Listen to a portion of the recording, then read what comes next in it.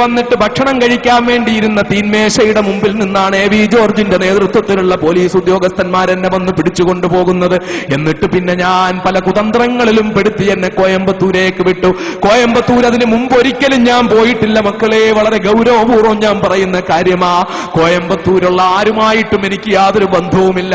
അതിനു മുമ്പ് ഞാൻ ബോംബെയിൽ പ്രസംഗത്തിന് പോയിട്ടുണ്ട്. ദുബൈയിലും അബുദാബിയിലും ഷാർജയിലും മല്ലൈനിലും റാസൽ ഖൈമയിലും ഫുജൈറയിലും ഖത്തറിലും ഒക്കെ പ്രസംഗിച്ചിട്ടുണ്ട്. അതുപോലെ യു പിയിൽ മുലായം സിംഗ് യാദവിന്റെ തെരഞ്ഞെടുപ്പ് പ്രചരണ യോഗത്തിൽ ഞാൻ പോയെന്ന് പ്രസംഗിച്ചിട്ടുണ്ട്. പക്ഷേ ഒരിക്കലും ഞാൻ കോയമ്പത്തൂര് പോയിട്ടില്ല. മലയാളികൾ തിങ്ങിപ്പാർക്കുന്ന അവിടെ പ്രസംഗത്തിനോ അല്ലാതെയോ ഞാൻ കോയമ്പത്തൂര് പോയിട്ടില്ല. ആദ്യമായി ഞാൻ കോയമ്പത്തൂരേക്ക് പോകുന്നത് എന്നെ കൊണ്ടുപോയി അറസ്റ്റ് ചെയ്ത് കൊണ്ടുപോയി പോലീസ് ഉദ്യോഗസ്ഥന്മാര് കോയമ്പത്തൂര് സെൻട്രൽ ജയിലിന്റെ അകത്തളത്തിലേക്ക് കൊണ്ടുപോകുമ്പോഴാണ് ഞാൻ കോയമ്പത്തൂര് പോകുന്നത്. അങ്ങനെ കോയമ്പത്തൂർ ജയിലിൽ ഞാൻ അടയ്ക്കപ്പെട്ട്, കോയമ്പത്തൂർ ജയിലിന്റെ ഏകാന്തതയിൽ ഞാൻ അടയ്ക്കപ്പെട്ട്. പക്ഷേ 2 ദിവസം കഴിഞ്ഞപ്പോഴേക്കും ആദ്യത്തെ 1-2 ദിവസം കുറച്ച് അസ്വസ്ഥത ഉണ്ടായെങ്കിലും പിന്നെ ഞാൻ ഫ്രീ ആയി. കാരണം ധാരാളം തടവുകാരുണ്ട്. 17 വയസ്സുള്ള കുട്ടികൾ മുതൽ 60 വയസ്സിന് മേളിലുള്ള സഹോദരന്മാർ വരെ ഈ കേസിൽ അറസ്റ്റ് ചെയ്ത് ജയിലിൽ അടയ്ക്കപ്പെട്ടിട്ടുണ്ട്. അവരിൽ പലർക്കും അലിഫ് എന്ന അക്ഷരം എഴുതാനറിയാത്ത സഹോദരന്മാരാണ്. ഈ കുട്ടികളെയൊക്കെ വിളിച്ചിരുത്തിക്കൊണ്ട് ഞാൻ പതുക്കെ ഇങ്ങനെ അറബി പഠിപ്പിക്കാൻ തുടങ്ങി, ഖുർആൻ ഓതാൻ പഠിപ്പിക്കാൻ തുടങ്ങി. അങ്ങനെ ജയിലിൽ എനിക്ക് എന്റെ വേദനയും വിഷമവും മറന്ന് ഞാൻ അവരോടൊപ്പം ഇങ്ങനെ സഹവസിച്ചു. അങ്ങനെ സന്തോഷത്തോടെ ജയിലിനകത്തുള്ള സന്തോഷം കിട്ടിക്കൊണ്ട് ഞാൻ കഴിയുമ്പോഴാ ഒരു ദിവസം അർദ്ധരാത്രിയിൽ ജയിലർ അമ്മാസി എന്ന് പറയുന്ന ജയിലർ വരികയാ. ആ ജയിലർ വന്നിട്ട് അർദ്ധരാത്രി വെളുപ്പാങ്കാലത്തോടെടുക്കുന്ന സമയമാണ്, വന്നിട്ട് തുറക്കുന്നു എന്റെ സെല്ല്. എന്നിട്ട് എന്നോട് പറയുന്നു, വാങ്ങേ എന്താ കാര്യമെന്ന് ചോദിച്ചപ്പോൾ പറഞ്ഞു, ഉങ്ങളെ ജയിൽ മാറ്റപ്പോന്നേ, എങ്ക കൊണ്ടുപോകുന്നേ അതൊന്നും തെരിയാതെ വാങ്ങേ, കൂട്ടിക്കൊണ്ടുപോയി. ഞാൻ പറഞ്ഞു ഞാൻ വരമാട്ടെ. ഞാൻ അന്ന് മലയാളമാണ് പറയുന്നത്, തമിഴറിയില്ല, ഞാൻ വരൂല്ല. അവസാനം ഞാൻ നിർബന്ധം പിടിച്ചു, എനിക്ക് വരണമെങ്കിൽ എന്നെ എവിടെ കൊണ്ടുപോകുന്നു എന്നറിയിച്ചാലേ ഞാൻ വരികയുള്ളൂ. അവസാനം ജയിൽ സൂപ്രണ്ടിന്റെ മുന്നിലെത്തിയപ്പോൾ ഞാൻ പറഞ്ഞു, ഞാൻ വണ്ടിയിൽ കയറില്ല, എന്നെ നിങ്ങൾ വേണമെങ്കിൽ അടിച്ചെടുത്ത് വണ്ടിയിലിട്ട് കൊണ്ടുപോയിക്കോ, എന്നെ നിങ്ങൾ അല്ലാതെ കയറ്റിക്കൊണ്ടു പോവില്ല. കാരണം ഈ അർദ്ധരാത്രി സമയത്ത് നിങ്ങൾ എന്നെ എവിടെ കൊണ്ടുപോകുന്നെന്ന് എനിക്കറിയണം. എനിക്കറിയാം തമിഴ്നാട്ടിൽ പലരെയും ജയിലിൽ നിന്ന് ഇറക്കിക്കൊണ്ടുപോയി വെടിവെച്ച് കൊന്നിട്ടുള്ളതായിട്ട് എനിക്കറിയാം. അങ്ങനെ നിങ്ങൾ എന്നെ വെടിവെച്ച് കൊല്ലുകയാണെങ്കിൽ എന്റെ മയ്യത്ത് എവിടെയാണെന്നുള്ളത് എന്റെ വീട്ടുകാർക്ക് അറിയണ്ടേ. അതുകൊണ്ട് നിങ്ങൾ എന്നെ എവിടെ കൊണ്ടുപോകുന്നു എന്നറിയിച്ചാലല്ലാതെ ഞാൻ വരികയില്ല. എവിടെയാ കൊണ്ടുപോകുന്നത്? അപ്പോൾ പറഞ്ഞു, ജയിൽ മാറ്റാൻ പോവുകയാ. ഏത് ജയിലിലേക്കാ മാറ്റാൻ പോകുന്നത്? അതിപ്പോ ചൊല്ല മുടിയാതെ, പറഞ്ഞേ പറ്റൂ, എങ്കിലേ ഞാൻ വരികയുള്ളൂ. ഏത് ജയിലിലേക്കാ എന്നെ കൊണ്ടുപോകുന്നെന്ന് അറിയാനുള്ള അവകാശം എനിക്കുണ്ട്, എന്നാലേ ഞാൻ വരികയുള്ളൂ. അവസാനം പറഞ്ഞു, സേലം ജയിലിലേക്കാ കൊണ്ടുപോകുന്നത്.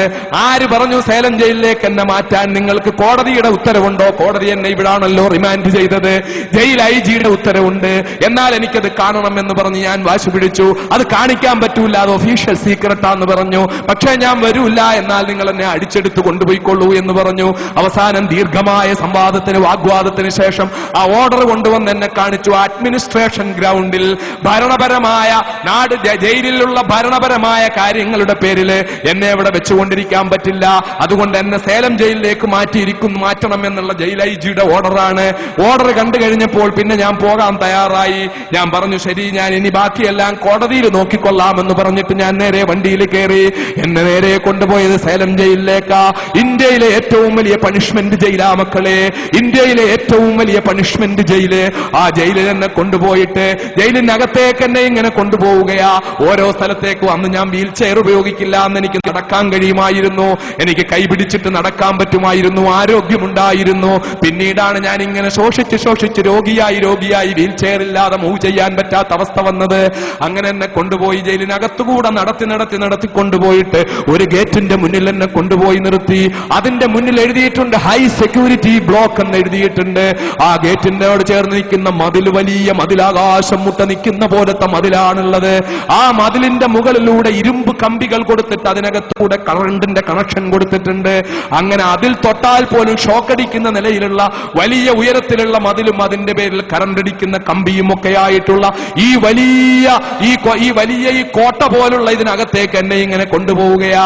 അതിനകത്ത് കൊണ്ടുപോയിട്ട് ഒരു ബ്ലോക്കിൽ എന്നെ കൊണ്ടുപോയി. ആ ബ്ലോക്കിൽ എന്നെ കൊണ്ട് കയറ്റിയിട്ട് ഒരു സെല്ല് തുറന്നു.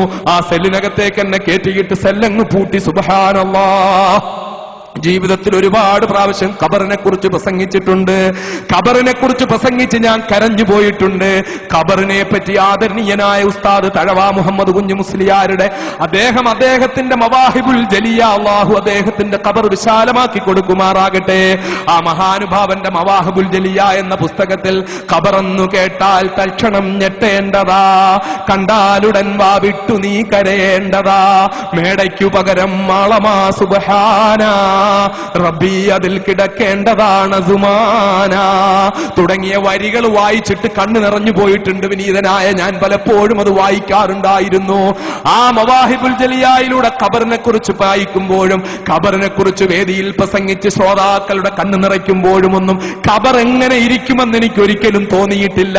പക്ഷേ ഈ സെല്ലിനുള്ളിലേക്ക് എന്നെ കൊണ്ടിട്ട് പൂട്ടിയപ്പോൾ എന്താ അവസ്ഥയെന്നറിയോ? 8 അടി നീളം മാത്രമുള്ള 4 അടി വീതി മാത്രമുള്ള ഇടുങ്ങിയ സെല്ല്, ഒന്ന് നന്നായിട്ടൊന്ന് നിവർന്ന് നിൽക്കാൻ പോലും കഴിയാത്ത സെല്ല്. അതിന്റെ മൂലയിൽ തന്നെ ഒരു ക്ലോസറ്റ് വെച്ചിരിക്കുക ബാത്റൂമിൽ പോകാൻ വേണ്ടിയിട്ട്. റൂം അങ്ങ് പൂട്ടിക്കഴിഞ്ഞപ്പോൾ ഒരു മനുഷ്യനുമില്ല. ഒരു മനുഷ്യനും അപ്പുറത്തെ സെല്ലിലും ആരുമില്ല, ഇപ്പുറത്തെ സെല്ലിലും ആരുമില്ല.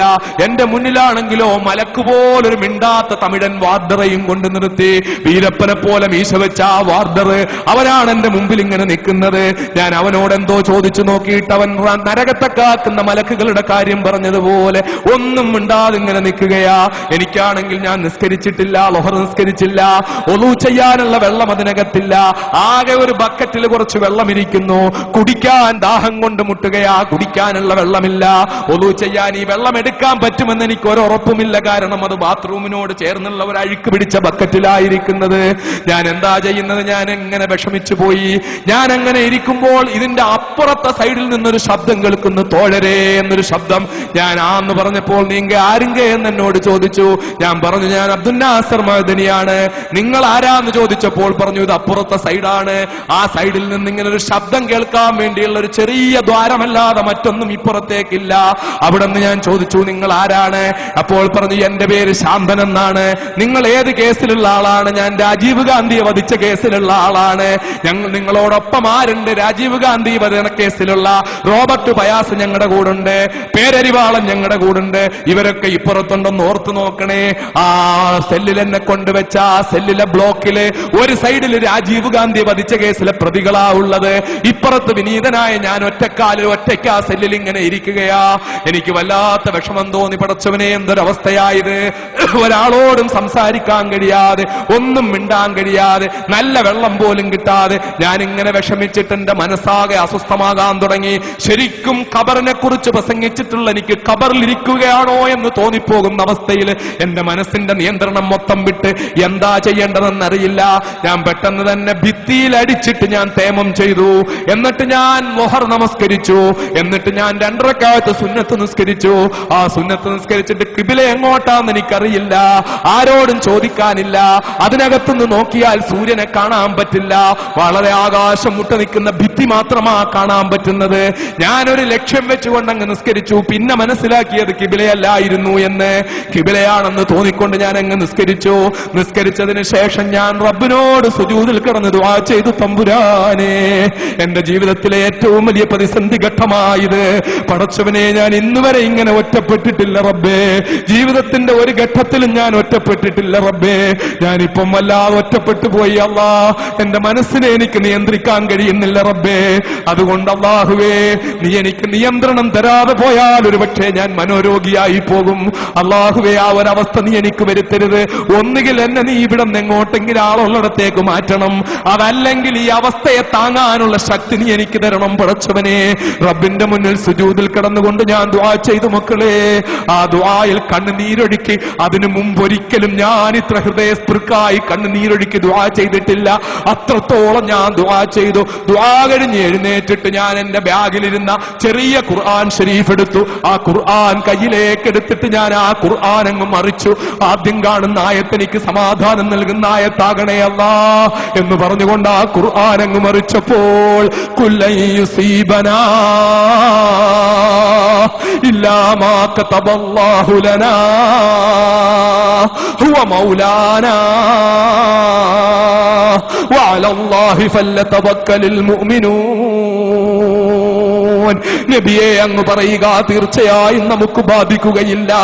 ഇല്ലാ മാ കതബല്ലാഹു ലനാ. ആകാശഭൂമികളുടെ സംവിധായകനായ അല്ലാഹു റബ്ബുൽ ഇസ്സത്ത് എന്തൊന്ന് നിശ്ചയിച്ചിട്ടുണ്ടോ, എന്തൊന്ന് രേഖപ്പെടുത്തിയിട്ടുണ്ടോ, അതല്ലാത്ത മറ്റൊന്നും നമുക്ക്